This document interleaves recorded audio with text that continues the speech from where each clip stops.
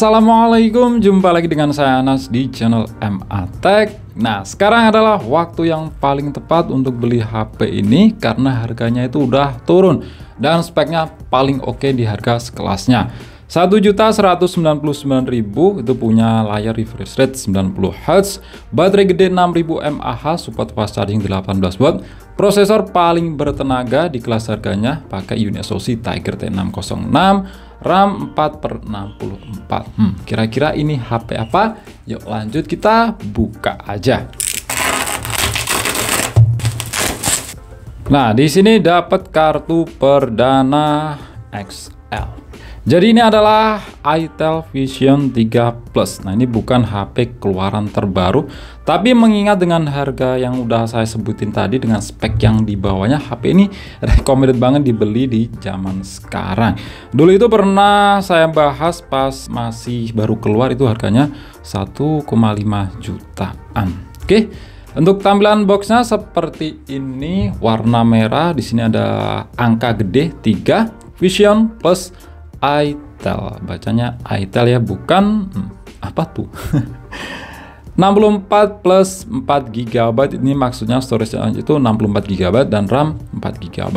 18 watt fast charge, 6000 mAh mega baterai.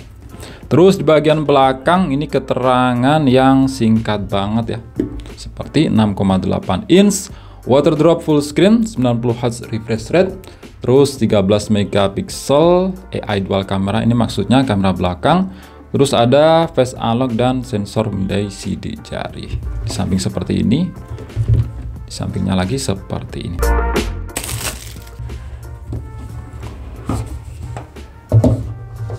Nah, di dalamnya pertama di sini dapat si HP-nya.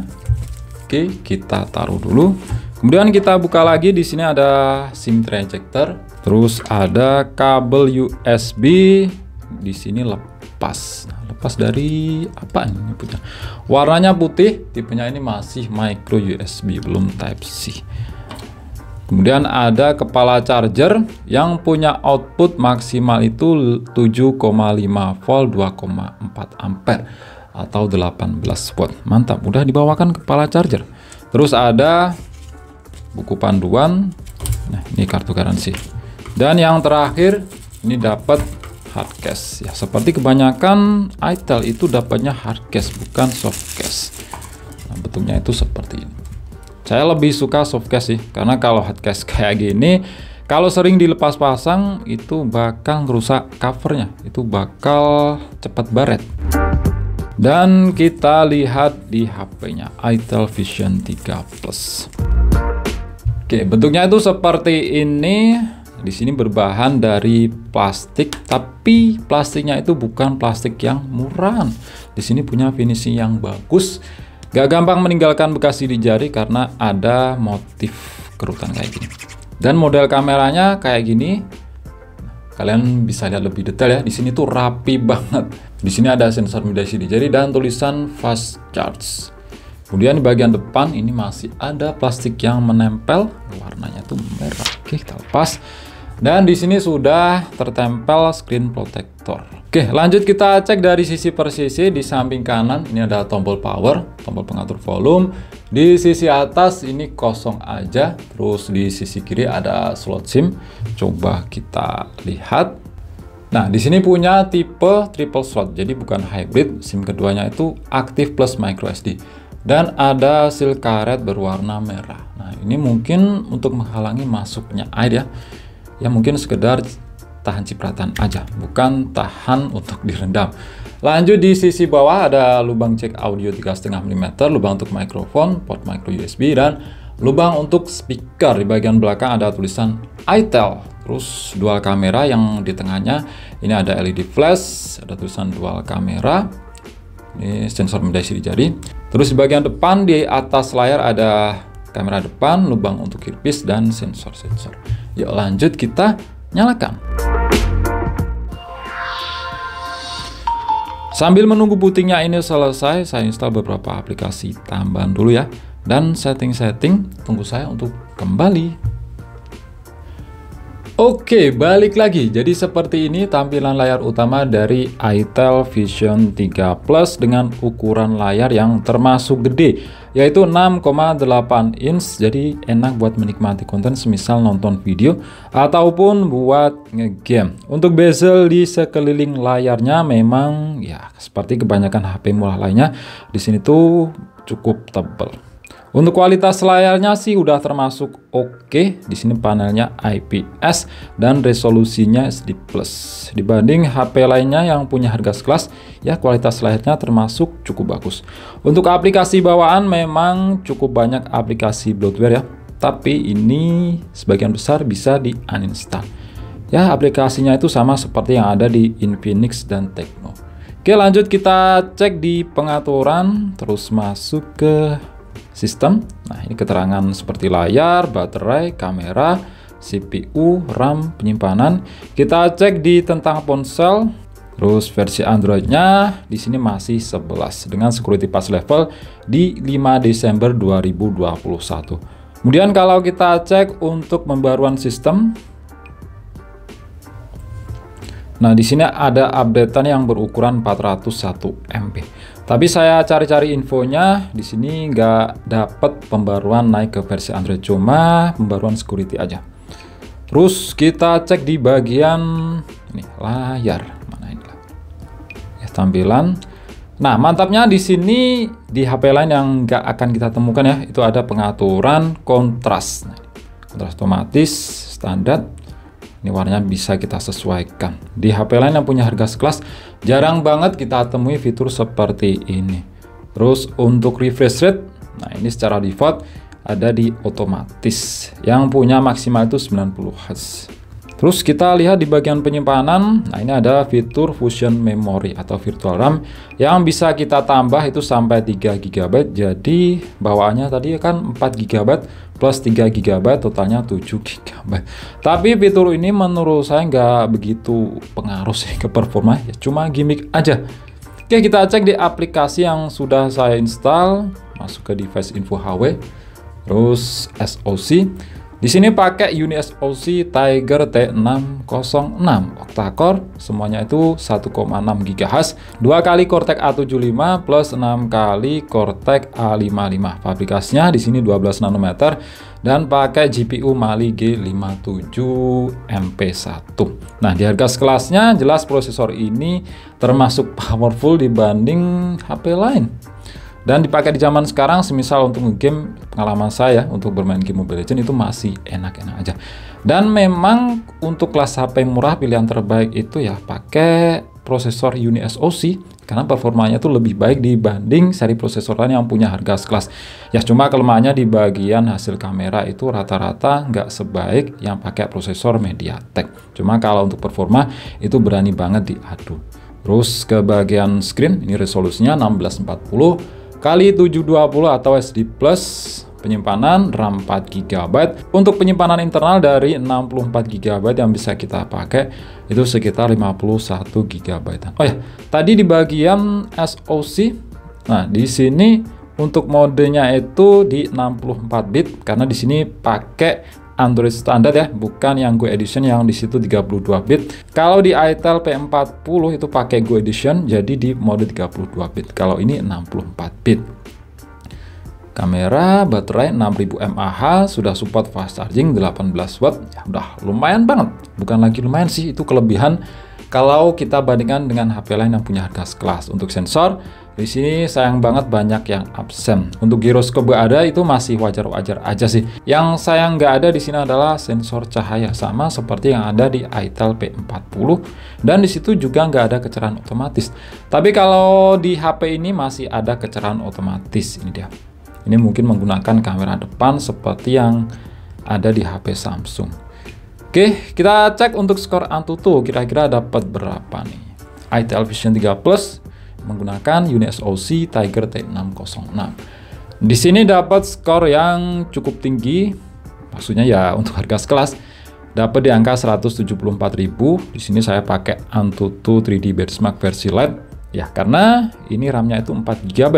Kalau RAM 6 GB itu bisa pakai Antutu 3D Benchmark versi standar yang di situ skornya bisa dapat 200 ribuan seperti di Luna V6.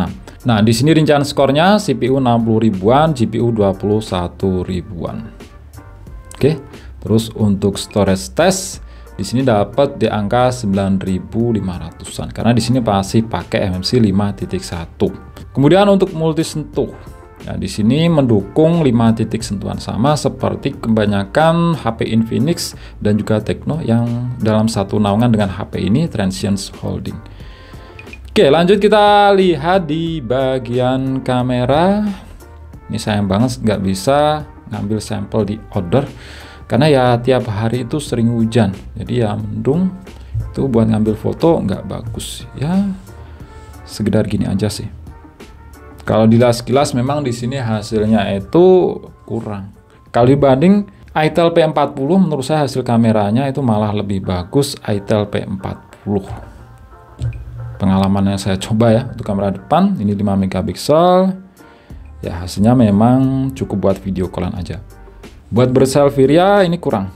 Lanjut kita coba untuk bermain game seperti biasa nyesuaiin dengan spek dan harga. Karena memang untuk harga segitu paling mentok-mentoknya itu buat main game Mobile Legends. Nah, di sini cukup Mobile Legends aja. Untuk settingan grafisnya di sini mentok dapat di tinggi, tapi kita atur di sedang aja. Nanti juga kita atur di tinggi kira-kira performanya itu kayak gimana. Untuk bayangan kita onin, mode SD juga kita on. Refresh rate di sini mentok di tinggi aja alias 60 Hz. Ya itu nggak mungkin banget kalau sampai dapat 90 Hz seperti refresh rate layarnya. 90 fps. Yuk. Oke, ini udah masuk ke dalam gamenya. Ini pakai hero si Dajjal alias si Cyclops. Ini mage wajib di tengah ya. Ini musuhnya tengah. Oh, si Cecilion. Santai aja, main santai, nggak usah nafsu.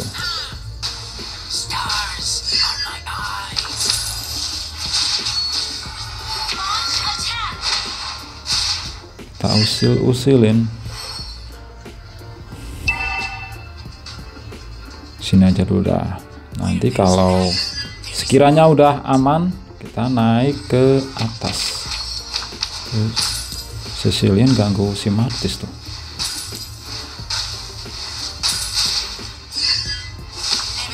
Yuk, sini atas.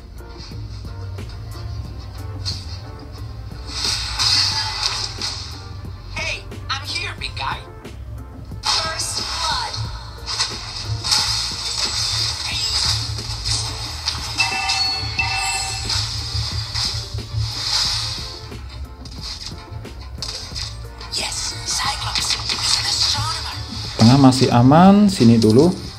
Ini mana udah habis. Emang awal-awal ini boros mana? Pulang dulu aja dah. Nah ini awal-awal enak ya, nggak kerasa frame drop, stabil sekitar kurang lebih 60 fps.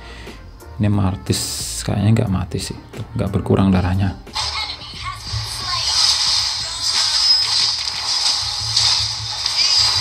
Aduh.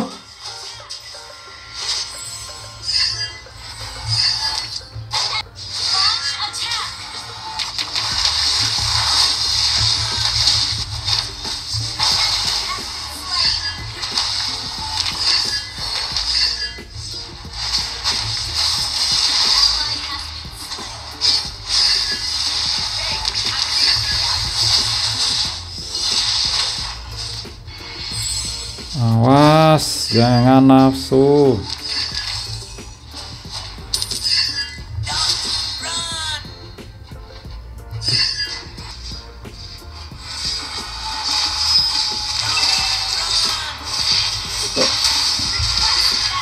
Ah, mati.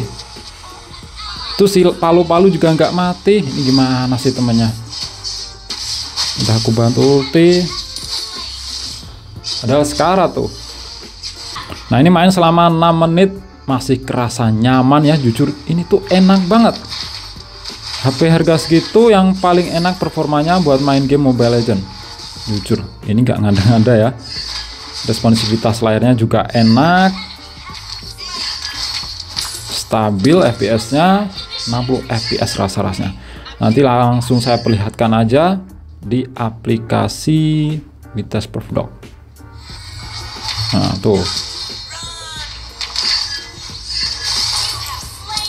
Dapat terus. Pas aku ulti, dianya juga ngulti. Tadi ngilang, kenanya ini malah janggal.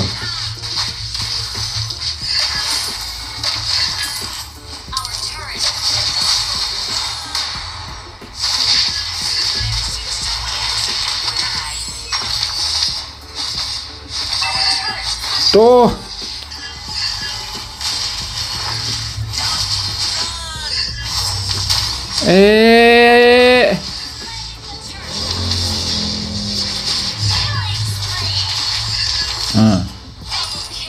Tuh, mau kabur tuh.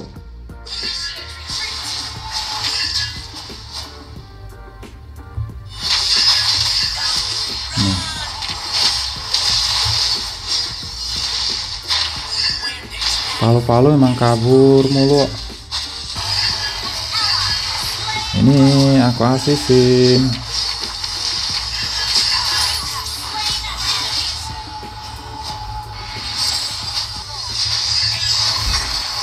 Enak ya, meskipun rame, FPS-nya itu kerasa stabil coy. Asli ini tuh recommended banget buat kalian yang cari HP buat main game Mobile Legends. Budgetnya nipis 1,2 juta.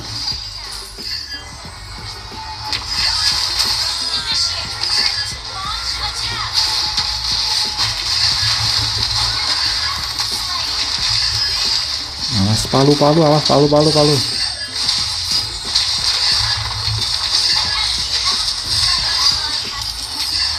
Masih bisa kabur. Untung masih bisa kabur. Asis lagi. Enak banget meskipun rame ya. Apalagi ini baterainya gede 6000 mAh, itu pasti bakal bisa main lama buat main game Mobile Legends. Ya ini cuma kill 2. Nggak separah, yang penting nggak separah si dua fighternya. Yuk ini lock.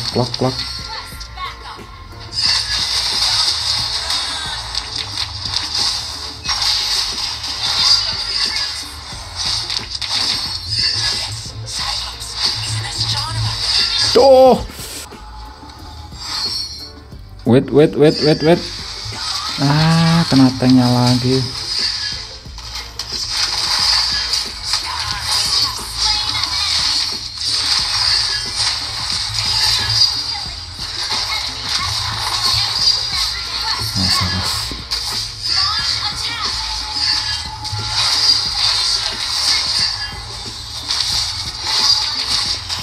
Awas.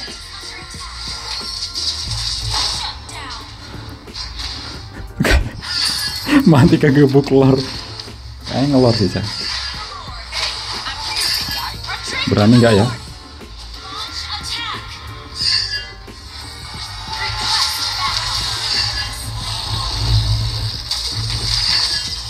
Aduh, mati lagi. Nekat. Nggak apa-apa.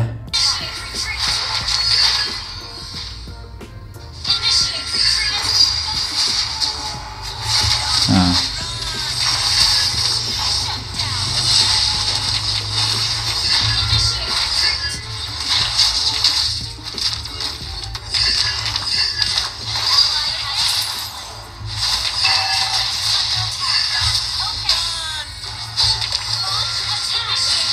Untung masih bisa kabur. Yuk maju tengah, kayaknya berani sih. Nah, mati lagi kau, mati. Maju terus.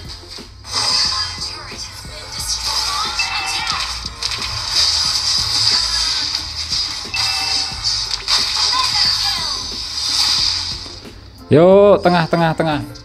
Push aja terus. Aku Aku di belakang aja dah. Ini rame ya, kalian bisa lihat sendiri. FPS-nya tuh masih enak banget cuy. Masih kerasa stabil. Itu ngapain? Yuk N.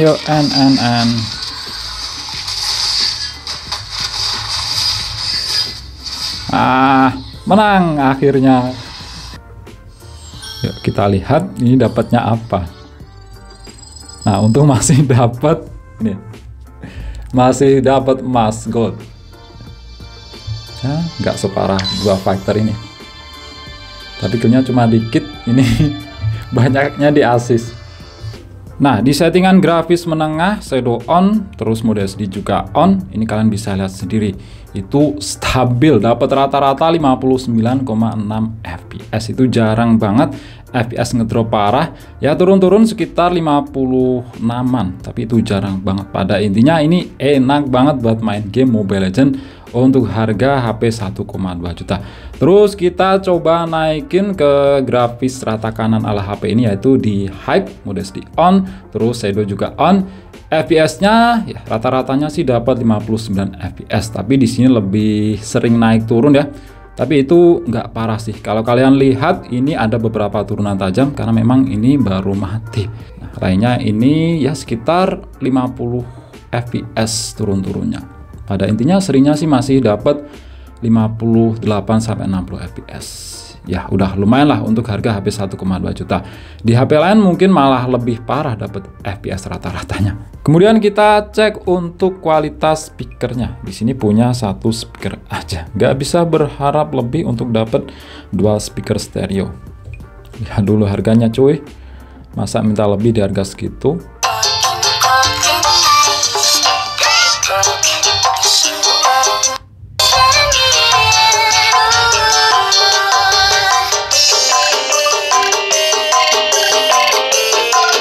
Nah, untuk kualitas speakernya lumayan ya, bassnya itu masih kerasa, treble-nya juga masih kerasa. Cuma untuk powernya memang nggak begitu yang kenceng. Tapi pada intinya untuk harga sekelasnya, kualitas speakernya ini udah lumayan banget. Oke, mungkin itu aja sih ya untuk video kali ini. Menurut saya HP ini tuh sangat-sangat recommended. Untuk harga sekarang 1.199.000, apalagi ini performanya ya udah paling kenceng lah untuk harga sekelasnya. Pakai UniSoC Tiger T606, punya refresh rate layar 90Hz, baterai gede 6000 mAh, support fast charging 18 watt, dan RAM-nya itu 4/64. Untuk kamera ya nggak bisa berharap lebih. Oke, itu aja. Klik like jika kalian suka dan share jika kalian rasa video ini bermanfaat. Kita jumpa di video selanjutnya dan wassalamualaikum warahmatullahi wabarakatuh.